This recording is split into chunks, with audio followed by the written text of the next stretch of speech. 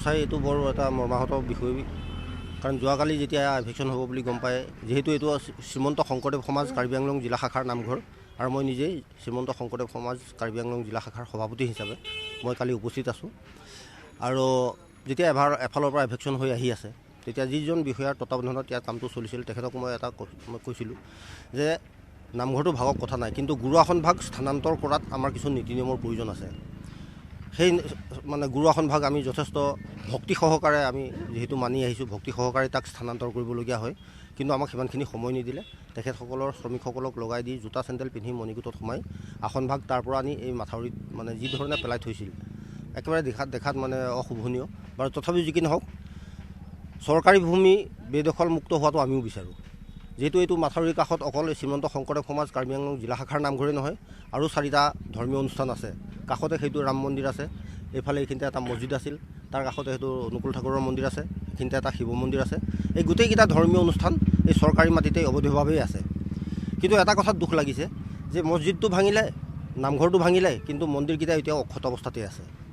এই কথাটোহে আমি অলপ বুজিবলৈ টান পাইছোঁ। কাৰণ গুৰু আসন ভাগৰ কালি যিটো অৱস্থা হৈছে, এই একেখন গুৰু আসনকে আজি কেইদিনমানৰ আগত অসমৰ মাননীয় মুখ্যমন্ত্ৰী ডাঙৰীয়াই বৰদোৱাত প্ৰতিষ্ঠা কৰি গোটেই বিশ্ব দৰবাৰত প্ৰতিষ্ঠিত কৰিলে।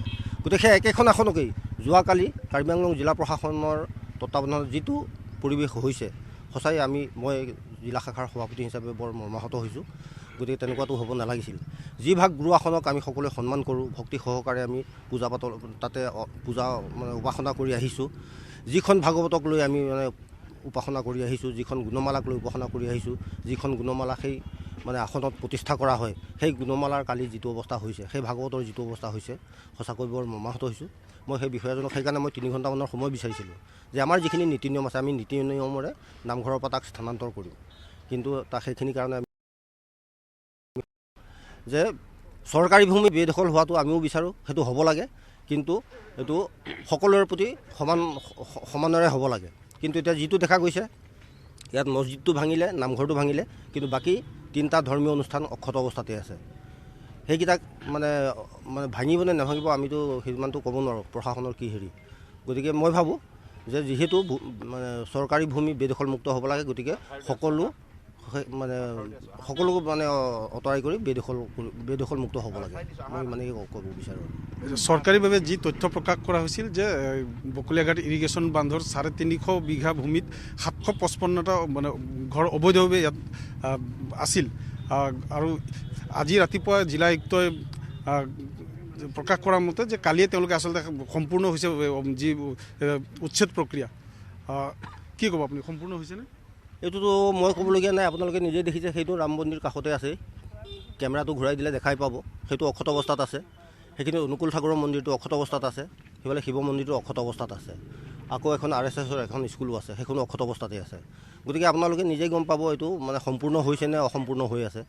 গতিকে এইটোত মই বিশেষ ক'বলগীয়া নাই। আৰু 350 বিঘা ভূমিৰ 755টা ঘৰ অবৈধভাৱে ইয়াত নিৰ্মাণ কৰা হৈছিল, আৰু প্ৰশাসনে 755টা ঘৰকে উচ্ছেদৰ লক্ষ্য হিচাপে বান্ধি লৈছিল। কিন্তু দেখা গৈছে যে কালি এদিনতেই, আজি পুৱা জিলা আয়ুক্তই ঘোষণা প্ৰকাশ কৰিছে যে কালি এদিনতেই সম্পূৰ্ণ উচ্ছেদ প্ৰক্ৰিয়া সমাপ্ত হৈছে, অৰ্থাৎ 755টা ঘৰে ইয়াত বুলডোজাৰ লগাই ভাঙি পেলোৱা হৈছে।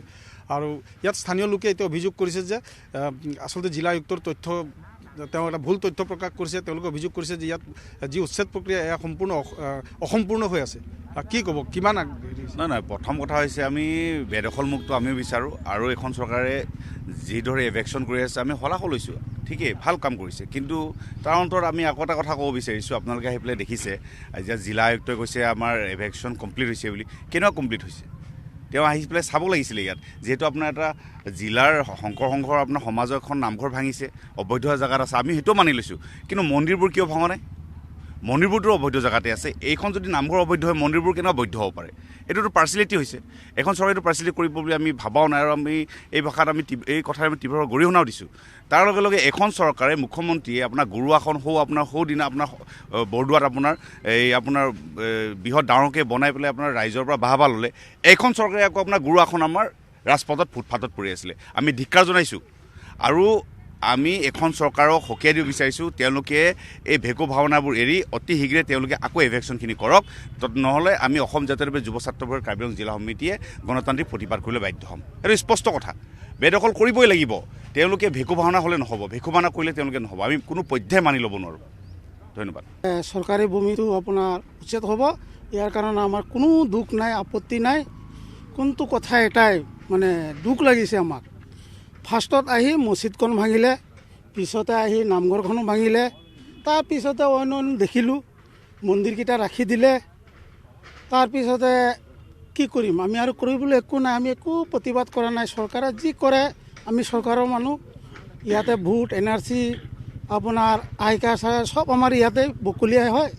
মোৰ নাম আব্দুৰ ৰহমান হয়। মোৰ এইটো দুখ লাগিছে, 3টা প্ৰতিষ্ঠান থাকিলে 2টা প্ৰতিষ্ঠান ভাঙিলে। এইটো চৰকাৰে কি ক'ব, কি হেৰি কৰিব, এইটো আমি ক'ব নোৱাৰোঁ। কিন্তু মই এইটো কথাই ক'ব পাৰোঁ, আমাৰ দুখ লাগিছে। আমি সংখ্যালঘু মানুহ ইয়াতে 20-25 ঘৰ মানুহ আছোঁ, এখন ঠাইত নমাজ পঢ়োঁ। এইটো আমি যি নিয়ম মতে, চৰকাৰী নিয়ম মতে, চৰকাৰী মাটি হয় জানো, তেতিয়াও আমি কাগজ পত্ৰ দিছোঁ, যিখিনি আছিলে এইখিনি দিছোঁ। আমাক নমাজ পঢ়িবলৈ অনুমতি দিছিলে, ধৰক চৰকাৰীভাৱে নহয়, আমাৰ লোকেল মানুহেও দিছিলে। এইটো অলপ কাগজ পত্ৰ আছে, থানাতেও দিলোঁ, চাৰ্গলতো দিয়া হৈছে, আপোনাৰ অফিচতো দিয়া হৈছে, যিখিনি দিব লাগে দিছোঁ।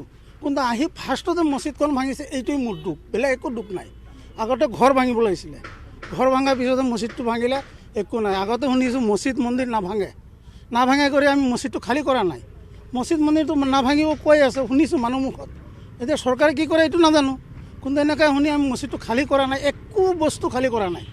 এই নামঘৰটো আছে কাকক এইটো পাৰত, এই নামঘৰটো একো বস্তু খালী কৰা নাই। দুখ লাগিছে, মছজিদো হওক নামঘৰে হওক চব উপলাই বস্তু, আৱেগৰ বস্তু। কিন্তু এইটোৱে দুখ লাগিলে, বাকী 3টা থাকি গ'ল, সেইটো আমি একো ক'বলৈ নাযাওঁ। এতিয়া ৰাইজে যি কৰে কৰিব, চৰকাৰে যি কৰে কৰিব। কিন্তু আমি ইয়াৰ ভোটাৰ হওঁ, ইয়াৰ জন্ম মানুহ হওঁ। মোৰ নাম আব্দুৰ ৰহমান, মোৰ দেউতাও ইয়াতে ঢুকালে, ময়ো এতিয়া বুঢ়া হ'লোঁ।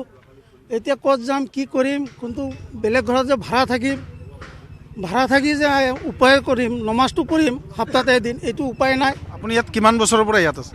মোৰ জন্ম ইয়াতে, বুজিছে, মোৰ জন্ম ইয়াতে, জন্ম চাৰ্টিফিকেটো আছে, কাগজো আছে মোৰ। জন্মৰ পৰা ইয়াতে আছোঁ। কিমান বছৰ ধৰক 55 বছৰমান হ'ব। ইয়াতে আছোঁ।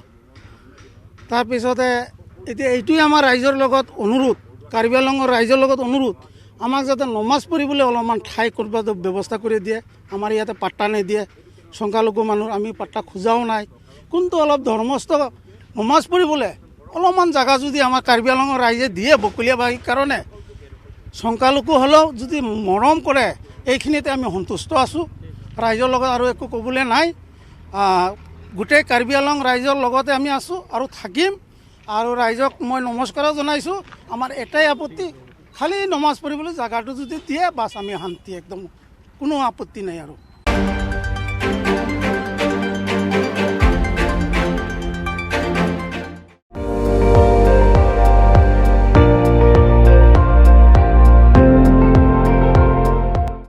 আপুনি চাই আছে ND24, সৰ্বশ্ৰেষ্ঠ নহয় সৰ্বোত্তমৰ দৌৰত।